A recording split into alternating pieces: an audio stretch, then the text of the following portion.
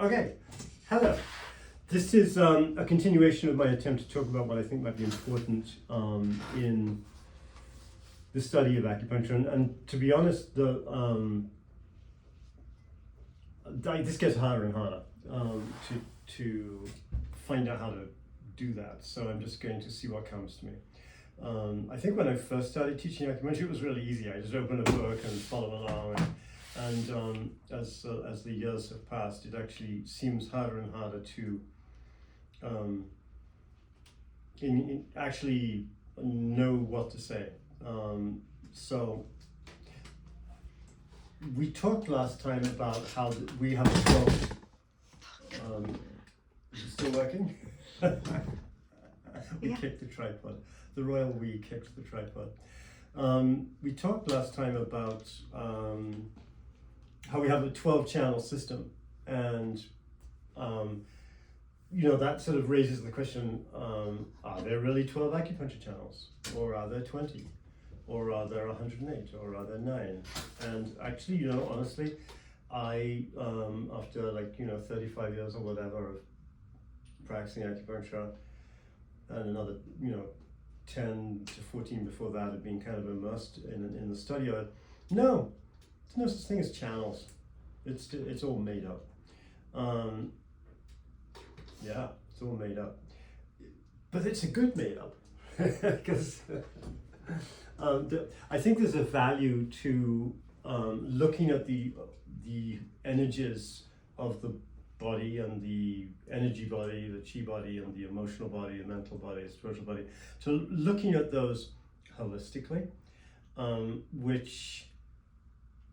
by which I mean you look at the whole system, and once you're looking at the system as a whole, then you've got to have ways of understanding how to, let's say, get leverage. Right? The whole point of acupuncture is a little bit like you're using the needle or the thumb or the hands or the words or whatever intervention of Chinese medicine you're using, or the herbs, as like a lever, like a crowbar, to kind of get in and create a change in the balance, or a shift in the momentum. This idea is it's central a little bit to that underlying thesis of Chinese medicine since the writing of the good old Meijing, that what we're looking for is balance. Right? So one fundamental concept in Chinese medicine is we're seeking balance. We're seeking balance of yin and yang. We're seeking balance of the 5 elements, and seeking balance between different things going on. And why are we seeking balance? Because when there is balance, there is optimal functioning, you might say. This kind of leans in a little bit to something that the Russian Georgian mystic Gurdjieff talked about. And Gurdjieff was the heir to a very ancient wisdom tradition, I think from the Naqshbandi Sufis. And there's some interesting overlap between the wisdom of some of the tribes and the ethnic groups of Central Asia, and then the wisdom that was organized and expressed in China. You see some of that overlap, for example, in the 12 animals of the Chinese zodiac, which were also used there. One of the things that Gurdjieff talked about was, he talked about how there are different laws of manifesting, and that normal life involves the sort of regulation of 48 different laws of manifesting. And so if things are ordinary, according to this kind of numerical breakdown, then there's 48 kind of laws of restriction, you might say, from absolute freedom down to here, this like earth level, regular level, human level.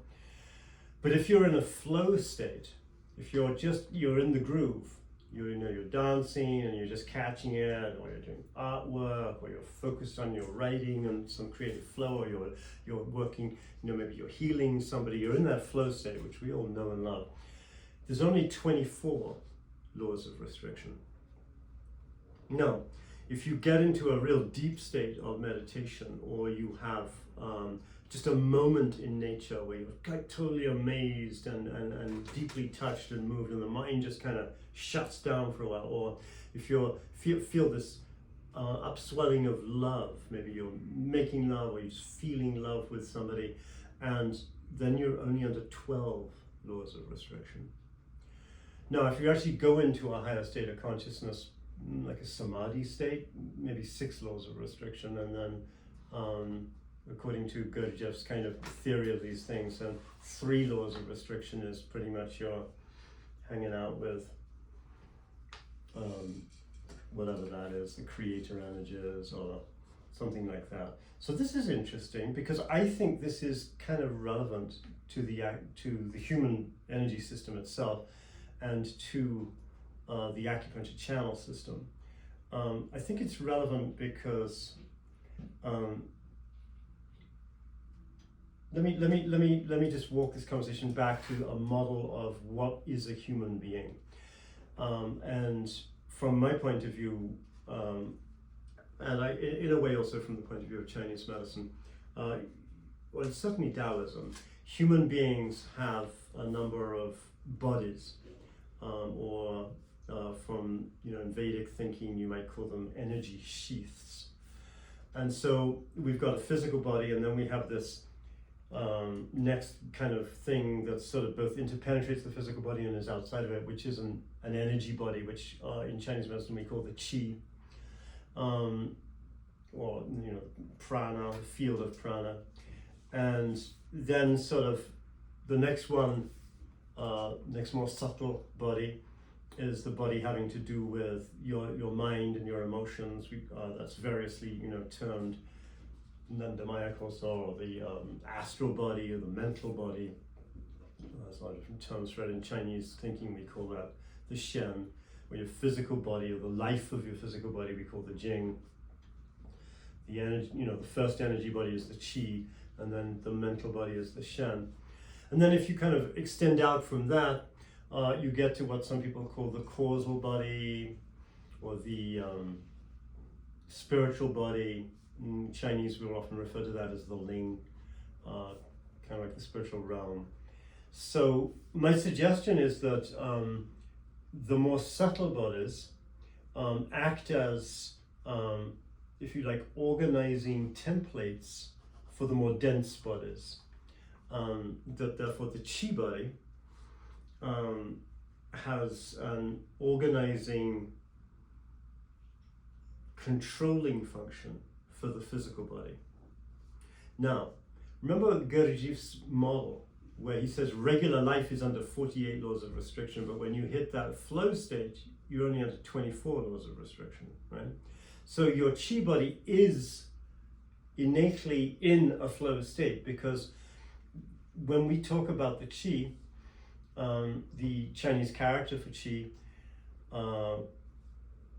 side note, Kelly, we got to get a whiteboard for this lecture. I'll have a whiteboard next time. The Chinese character for Qi, represents the steam coming off of maybe, one idea about the character is the steam coming off a pot of rice that's cooking or something like that. So, when we read the Neijing and see how this Qi body was initially understood and described, it's always using references to water and to the movement of water, which was kind of the technology of the times, right? The technology back 2,000 years ago that was really the advanced technology was the control of waterways, and the Qi is always analogized to water. And if you practice something like Qigong or Tai Chi, where you're actually really working with and cultivating an awareness of Qi, and actually even increasing the sort of volume and density of the Qi, then definitely you'll feel its fluid nature. So if we go back to that Gurdjieff analogy, and we think, well, okay, the physical body has these 48 laws of restriction, but the chi body only has 24 laws of restriction, and then we reflect on the fact that the Chinese acupuncture system, which is a system fundamentally understood to be moving in both the physical body and the chi body, is a system of 24 channels, 12 bilateral channels. I think that points to this understanding that if you can adjust the chi, then the chi is going to have a regulatory effect on the physical body. Interestingly, Gurdjieff said that when there is sickness or the breakdown of normal functioning, you're under 96 laws of restriction. And when that breakdown, goes even further, when that whatever you've got is turned into a sort of metastasis or something, then you might be under the next mathematical thing down. What would that be? 192, something like that. And it's interesting because it's often being said that Western medicine is very difficult to study, but fairly cookbook a lot of the time to actually practice, where Chinese medicine is relatively easier to study, but a little bit trickier in its application. And I think what that's pointing to is that Western medicine and the whole study of pathophysiology, the laws of restriction are getting more and more complicated, right? Regular, normal functioning, 48 laws of restriction. Sickness, illness, 96. Serious illness, 192. So Western medicine wants to look at that. It wants to look at it and look at it and look at it. And of course, Western medicine is analytical and that's that possibility. In Chinese medicine, actually, we're looking in the other direction. We're looking at what are the energies which are the controller energies, what's the system that holds the template for normal, healthy functioning, right? Now, what characterizes normal, healthy functioning in the physical body and in the emotional body and in the mental body is nothing. You don't know it's there.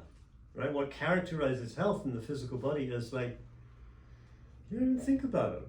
You don't notice it. It's just sort of operating. It's an operating system completely sort of in the background. That's why one of the funny things about, being in the practice of medicine is that, people will come in with a lot of problems, and sometimes when those problems have disappeared, the patient is almost not even aware that they had them. It's like it's disappeared. It's gone. The normal health is like nothing's happening, right? You could actually extend that a little bit further, and you could think about, well, what's normal emotional health? Perhaps normal emotional health is nothing. There's nothing there. Normal mental health, right? There's actually nothing there. Question? Yes. Can you give an example of a law of restriction? The 48, 96, 192. Yeah, I mean, I have an idea, but yeah, just like what would one of the 48 of normal? Oh, any kind of illness. Okay, so an illness. And we're talking physicality, right? So normal physicality functioning, 48 laws of restriction, just normal, everyday, normal. Illness, right? Oh, my back's hurting, this is going on. No, that's more restriction, that's more laws of restriction, and you can feel it. Anytime the body's sick or anytime the mind's burdened, it's kind of like there's more that you're underneath, there's more restriction, there's more limitation, there's less freedom. Would you say that if your body is a little bit off balance and you're in gravity and you're being pulled a little bit more, could be one of the 48? Yeah, and I don't know that Gurdjieff had those 48 defined at all. I think maybe he was trying to talk in as an analogy, really, like using the numerical compounding as an analogy for the difference between these different zones or realms of manifesting or dimensions, right? I would say the physical dimension, there's a chi dimension, there's a kind of mental dimension, and there's a spiritual dimension. I think he's trying to talk about how these realms or dimensions function in relation to each other. You could also, and some people use the analogy of a density or vibration, like heavier vibration versus lighter vibration. The point I'm wanting to make here is that the fundamental understanding is that your chi body can operate as the template for healthy functioning for your physical body. Your mental body can operate as the template for healthy functioning, does operate as the template for healthy functioning for your chi body. Because I'm trying to point to, why the heck does acupuncture work, right? Why would this work? Why can I stick a needle in your toe and have an influence on your eye or your ear or your headache on the side of your head? Now, Western anatomists and physiologists and so on have gone to great lengths to try and come up with, explanations in the nervous system and gate theory and the release of stimulation to the anterior lateral ascending horn of the, afferent nervous system and blah, blah, blah, blah, blah, because they have loads of them. If you really dig into why does acupuncture work from a purely neurophysiological point of view, it's an endless series of ideas and explanations, all of which may be true. But my point is a little bit, from a Western scientific point of view, maybe more abstract, but from a Chinese medicine point of view, maybe more concrete, that the reason acupuncture works is that acupuncture is working on your chi body. And the chi body is an energy field that is coherent, that is organized, that can be measured very distinctly in multiple different ways, and that has an organizing, mastering function. In Chinese medicine, we have a saying about how the qi can lead the blood, for example, and in Chinese martial arts we have all these ideas about how the intent leads the mind, and the mind leads the qi, and the qi leads the body, right?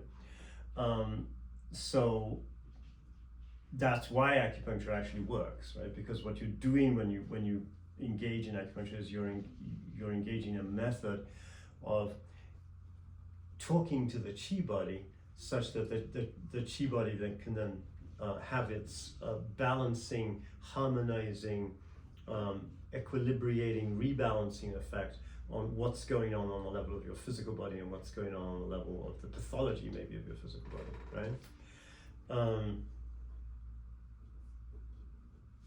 Yeah, so let's talk a little bit about what is the qi. What is the qi? So there's a lot of different sort of ideas and thoughts about this. Currently, as of the last few years, it's very fashionable in the world of professional acupuncture to say, well, qi is not energy, and to jump up and down with a great deal of upset about the fact that for the last 60, 70 years, people have been translating qi as energy, right? Because if you actually get into the philology, the analysis of the meaning of the character qi and how it's used 300 or 400 times, or probably more in this book, in many, many different contexts, you definitely can make an argument that the word qi has multiple different meanings according to context. And partly that's just the way Chinese language works. The way Chinese language works is that specific concepts are very often, a combination of two different characters. So for example, Tian Qi, heavenly qi, means the weather, right? The qi of heaven, the qi of the sky, because Tian means sky as well as heaven. Or Ke Qi means polite qi, right? And it simply means being polite. I mean, that there are so many different ways that the term qi can be used, because qi can describe the innate quality of something. And there is a tendency at the moment to actually insist that qi doesn't mean energy. And that is definitely to throw the baby out with the bathwater, because qi definitely means energy. I'm sorry, it just does. It can mean a lot of other things in a lot of other contexts, but qi also definitely means and implies energy, many, many different kinds of energy. or many different qualities that you wouldn't necessarily need to think of them as energy, but one of the fundamental meanings of chi, and it's very evident just by looking at the character, is actually energy. I mean, that's where we like, because the character of a chi shows steam, right? And think about the steam engine. How do you get the energy to take this, thousands of tons of steel, down a track by concentrating the power of steam, right? There's a lot of energy in steam. So, if we think of, and I want to suggest that we should think of this, if we think of the chi body as energy, and if we think of the acupuncture channel system as fundamentally being a conversation about the energy body, the first layer of the energy bodies that penetrates the physical and extends beyond the physical, then one would have thought that one could find evidence of energy, right? Or is this just all woo superstition? Well, actually, you can find so much evidence of energy fields in the human body, moving through the different tissues and organs of the human body and extending beyond the human body. Now, this is, I think, a subject that is not known by most people, that you can very easily measure a multitude of different types of energy field interpenetrating the human body, around the human body, and that these energy fields demonstrate internal coherence, and they demonstrate some relationship to the function and the dysfunction of the human body. The reason I think that you don't hear about this is that Western philosophical and scientific thinking, which is extremely dominant right now in our culture, doesn't know what to do with this information. So even though it's available information in the Western scientific world, there isn't much of a sense of what to do with it, except that, if you get too deep into it, you're probably going to lose your tenure. Like, if you're a research scientist and you get too deep down into the whole energy fields thing and you go too far down that rabbit hole, don't expect your academic career to flourish. So it kind of puts a damper on the research on this, and also the ability to kind of think about this. But think about this for a minute. You can measure energy fields in the human body and around the human body that are electrical, that have all kinds of electrical qualities. And you can draw conclusions about those electrical fields. For example, you can see that classical acupuncture points on the body have a lowered resistance. So you can measure resistance, and that we have a little machine to do that actually when we're looking for certain points on the ear, for example. You can measure electrical skin resistance, and that'll tell you something. You can measure voltage and amperage. You can also measure electromagnetic fields, and there are numerous different qualities of electromagnetic field that can be measured inside the tissues of the body and around the physical body, extending outside of it. You can also nowadays, using nice new modern technologies, you can measure pure magnetic fields. Turns out that your body is producing pure magnetic fields. And you can measure pulsing or pulsed magnetic fields that are being produced by the human body. I think HeartMath Institute, for example, has been measuring pulsed magnetic fields that extend at least 10 feet out of the human body, and that actually convey emotional qualities, like actual sort of feeling qualities. And they've done a lot of good research on this.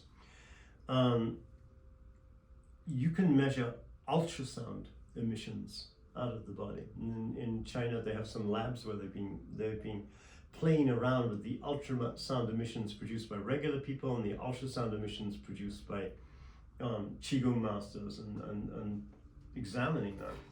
You can measure heat signatures, and in fact there's a whole technology of thermography for looking to see where cancers may be forming by looking for cold and hot spots in the body by doing very careful scanning of temperature differentials.